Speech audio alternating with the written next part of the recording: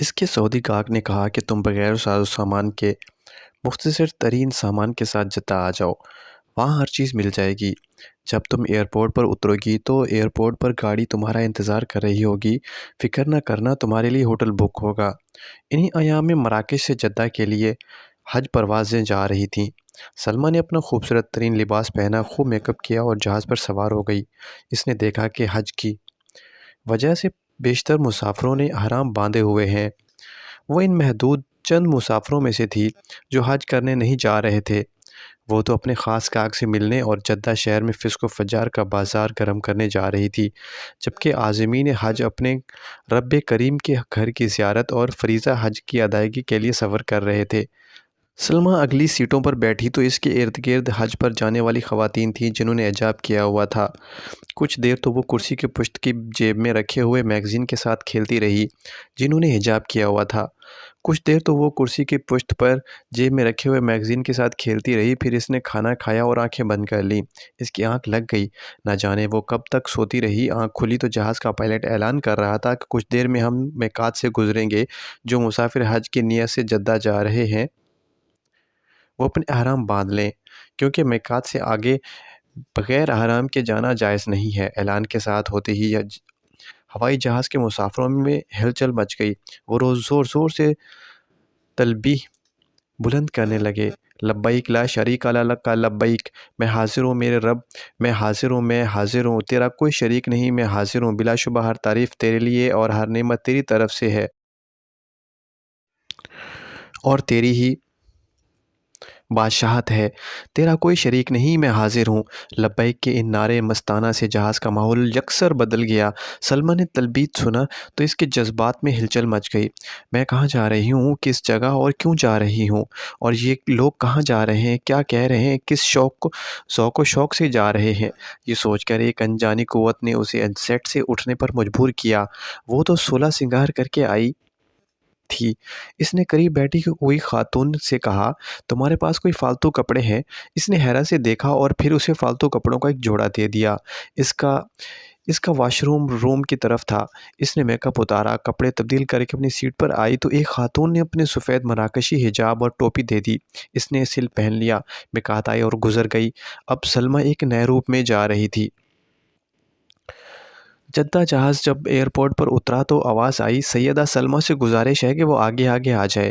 اس کے ساتھ VIP سلوک ہوا اور اسے خاص پروٹوکول دیا گیا، کیونکہ اس کا گاہک کوئی بہت ہی امیر کبیر شخص تھا جس نے پہلے سے ہی یہ انتظام کر رکھا تھا۔ ہوائی جہاز سے پہلے اترنے والی بھی مسلمہ یہی تھی۔ نیچے اتری، امیگزینیشن اور کشم سے فارغ ہوئی تو خوبصورت قیمتی گاڑی کے استقبال کے لیے کھڑی تھی۔ گاڑی میں بیٹھی تو گاڑی کا رخ ہوٹل کی طرف تھا۔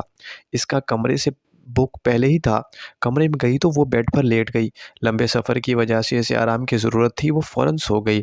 اس نے ایک خواب دیکھا کہ ایک شخص اپنے ہاتھ میں فانوس لیے کھڑا ہے، فانوس سے نور بکھر رہا ہے، نور سے دور دور تک کی روشنی پھیلی ہوئی ہے۔ اس شخص کے ہاتھ میں آگ کا شعلہ ہے جس سے اس کے جسم کے ایک حصے کو جلایا جا رہا ہے۔ سلمہ ہڑبڑا کر اٹھ بیٹھی، اسے بڑا ڈر لگ رہا تھا، خواب بڑا واضح تھا۔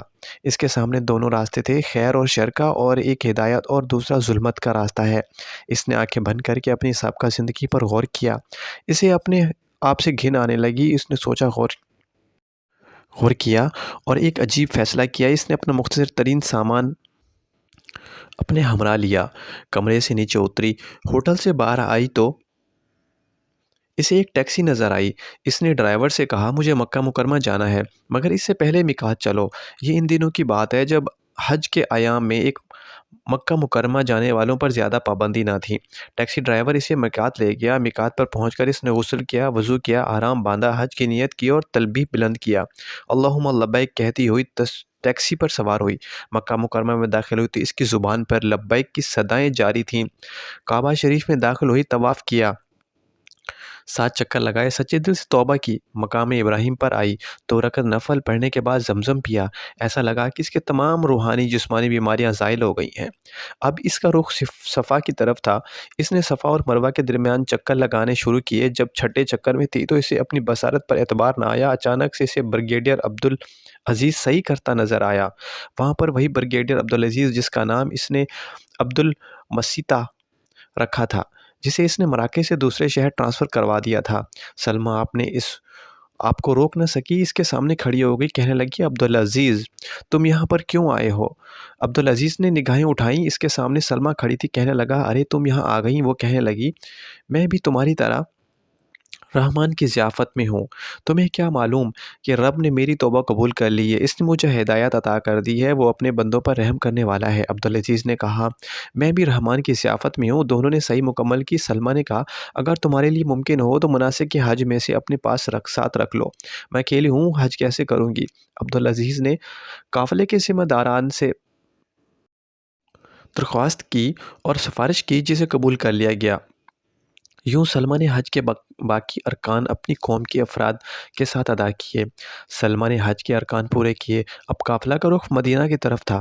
سلمیٰ بھی مدینہ پہنچ گئی۔ عبدالعزیز سلمیٰ کو دیکھتا رہا، اس کا اندازہ بالکل بدل گیا تھا۔ حج نے اس پر بہت گہرا اثر ڈالا تھا، وہ اب رحمان کی بندی بن گئی تھی۔ عبدالعزیز کی سلمیٰ کے بارے میں رائے تبدیل ہو چکی تھی، وہ اس کی توبہ سے بڑا خوش تھا۔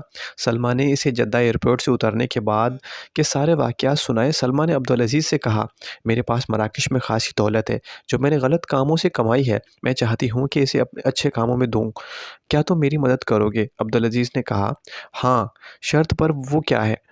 سلمیٰ بولی عبدالعزیز ہاں، میں آپ کو اپنے خاوند کے طور پر قبول کرتی ہوں، مزید یہ کہ تم ہمیشہ کے لیے میرے دامن سے وابستہ ہو جاؤ۔